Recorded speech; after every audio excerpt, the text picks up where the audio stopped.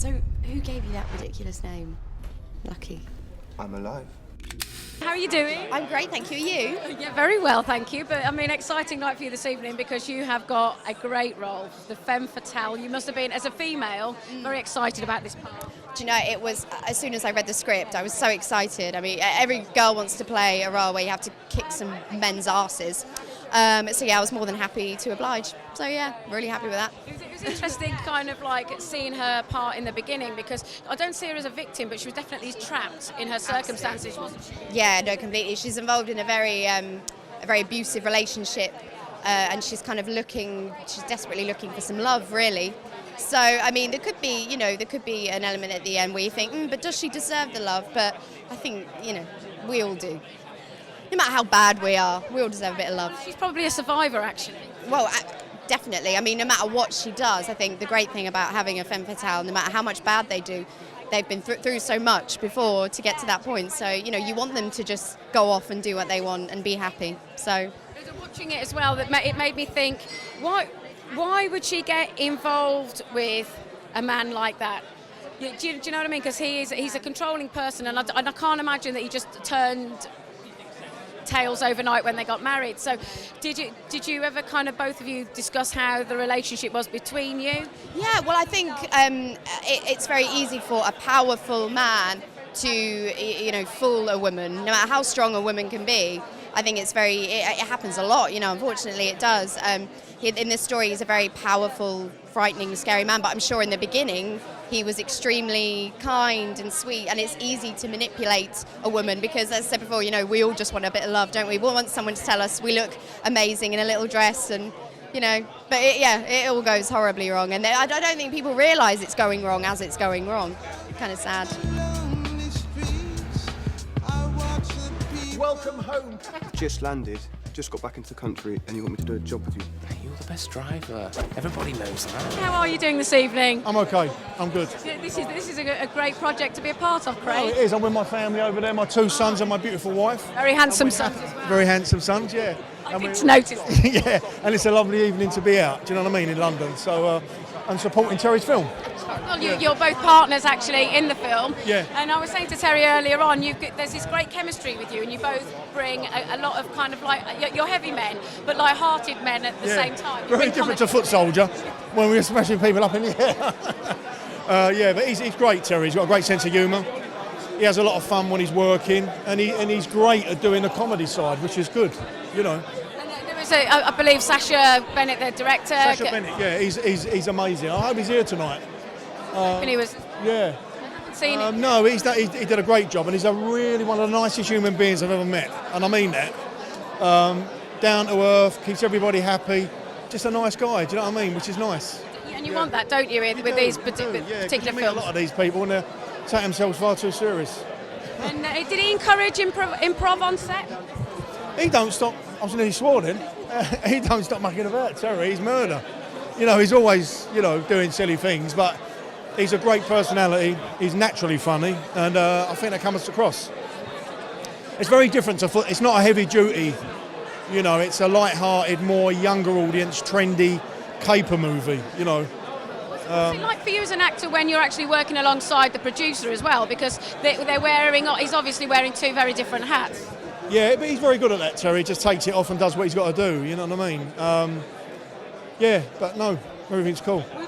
With regards to the script, when you look at all of the characters, all of them really are unsavoury people. And I just wonder, as actors, what you have to do to try and win these people over to be likeable to the audience. Well, you say that. It's like, we're lucky enough to get James Cosmo to play, the head villain. And he is an absolute legend. I'm one of his biggest fans. I was so pleased when he accepted the role just to be in the same room as him. My sons are both big fans of his. But I don't know, it's hard. You just do your best to be, do what you do. Go with the flow. Go with the flow. Meet my little brother, Lucky. By name or nature? Both. Oh, well, that fills me with confidence. Were you in To Kill a Mockingbird? Yeah. Man, I absolutely was. I did. It was amazing, and you were amazing. I have to say, well done, Tom Robinson. I tell you what, I was like. It's a bit different from Tyrone. Yeah, it is. But it's so lovely actually to see. When you think about like your East End films and things like that, how you can go on and do really great theatre and Well, that's my background. That's where I've come from. So, in actual fact, I've done more of that stuff than this stuff. But people know me for this stuff. So, but it's lovely. It's lovely to do that, lad. And this is a great fun film to be a part of as well. Yeah, definitely.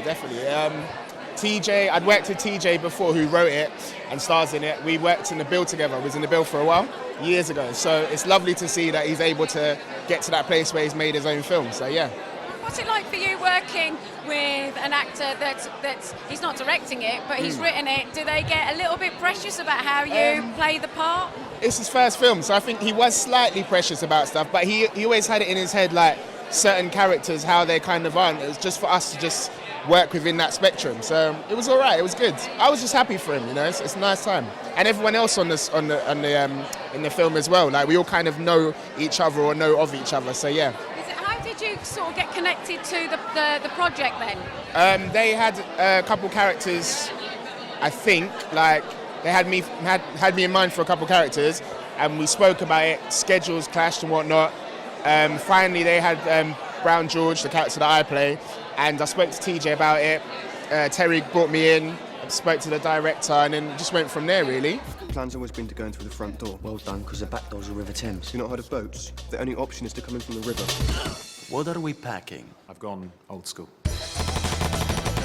You bring a lot of comedy, I would say, into this film. A lot of great one-liners. Apparently, people think I'm quite funny in this. I don't know why. I mean, I was actually playing it straight, but maybe that's where the comedy comes from. I don't know. Well, I think where it comes from is that there's a great relationship with you and Craig Fairbrass's characters. You bounce off each other a lot, don't you? Well, we had a real laugh in Rise of the Foot Soldier, and it's actually the second movie we've been in, so it was quite nice to, you know, do a film again together and get to be silly, you know, every day. And you're back with partnershiping with Sacha Bennett as well. Yeah. So how was that like working together again? Yeah, it was good fun. Yeah, I mean, we had a real laugh, and you know, obviously it's a little bit different to Outside Bet, and it's not as violent as Bonded by Blood, so it's quite nice to, you know, just do something different. And you know, we had a night, some really good actors in this, and you know, it just really worked out well. So. Nice thing as well, the look and feel, the aesthetic of the film really, is it's got this kind of noir-y feel about it, hasn't it? Well, it hasn't anymore because we put the colour back in because the noir-y thing looks shit. Oh, really? I think it still had that kind of 1950s. No, what it was, people wanted it to be a noir film, but then when we looked at it, noir films, nobody really, you know, if you're making an art house film, you can make a noir film, but it just didn't really work. So we decided to un-noir it, so it's in full colour now. This has to run like clockwork. My brother's got us involved, psychopath. I said no one gets killed. What a great evening, isn't it? I know, it's lovely, and I think it's nice because it's, I don't know, it just feels really intimate and lovely and special down here. It's lovely. It's nice and yeah, that's it. Yeah. Now you're playing the manager of the casino manager. Yeah. It was really different when I was asked to play this character. They said to me, you know, can you see a way that you can play this differently? And I said, yeah, let's have a speaking while, let's have it looking a bit different. So they're like, okay, how do you feel about you cutting your hair? I was like, you know what, I'm fine about that because there are such things as hair extensions. We're okay. So I cut my hair, I've got a fringe and a bob, and do you know what? I loved Annabelle. The moment that I read the character, read the script, I saw her character, I saw that her love interest was TJ Ramone. Can't be bad. Which can't be bad, right? You see him boxing away, amazing. And since then, we've become really good friends because TJ sadly can't be here this evening because he lives out in LA. He does CSI out there and goodness knows whatever else. But he can't be here, but we've become really good friends. So now whenever I go out to LA, I get to stay with TJ, so it's great. That's not bad either. And no, we're going to say as well that your part is kind of, it is pivotal because actually your part being so trusting in TJ's character is kind of what is the crux of what happens in the film. Exactly. And you know what? Even though that happened, she still loves him. And that moment that you see in the casino where she recognizes him and she sees, it's like, she can tell, even though he's masked up, and it's that eye moment that, oh my God, that's he's my boyfriend and he's used me to get in here, she knows. But she loves him and she supports him, you know, and that she's such a strong woman. Well, interestingly enough as well, when she's kind of being tortured, what was going through your mind? Because that was played very convincing. Oh, thank you. You know what, actually, there was a scene after that was sadly cut from the final edit. So there was another scene where you saw Annabelle and she was they were in the apartment and TJ was down below and Annabelle was up above and she was all beaten up and bruised. And he'd walked in and he was writing a goodbye letter. I think you see that in the film. But this moment, she sees him and she's like, how could you have done this to me? And it was a very special moment. We took 2 days to film that. But sadly, director's decision, they thought it was better to have the character not know whether she was dead or alive, which actually I kind of agree with. It's nice to have that kind of, was she alive or dead, you know. Keep the audience guessing. Yeah, keep the audience guessing, so it's nice. But as an actor, partly I would have quite liked to have known that I was probably going to be maybe dead, because maybe I would have played it a bit more, I don't know. Or maybe it helped that I didn't know, because I played it more naturalistic, you know, more straight, exactly. So, you know, you just don't know. We can't stay here. None of us. It's not safe. We are getting your money back, Mr. Zigic. You have our word. I love you, Red. The funny thing is, I actually met Terry Stone on the red carpet like a few years ago, and he made the mistake of coming to chat to me. So I said to him, look, mate, you know, whatever film you're doing next, I need to be in it. And he was like, yeah, whatever. And I was like, okay, we'll see. So he accidentally gave me his email, which is another very bad mistake. And then I kind of harassed him for like a good year. Every month I was like, mate, I'm trying to get my Denzel on here. What are you saying? And eventually, you know, the pressure got to him, so, you know.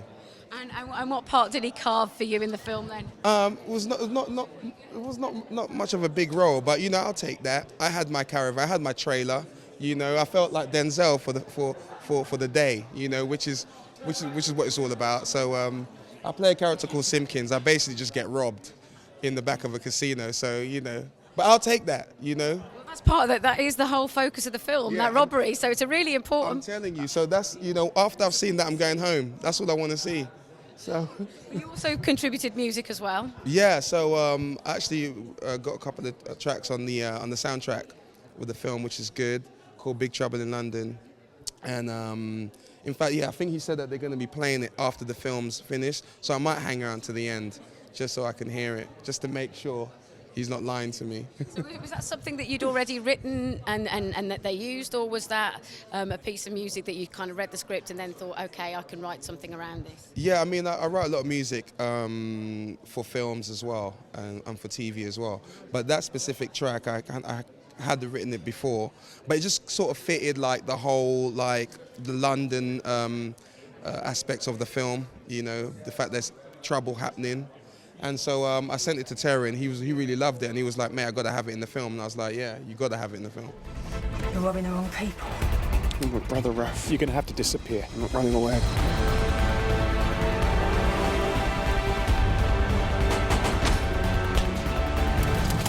You don't think I was born lucky?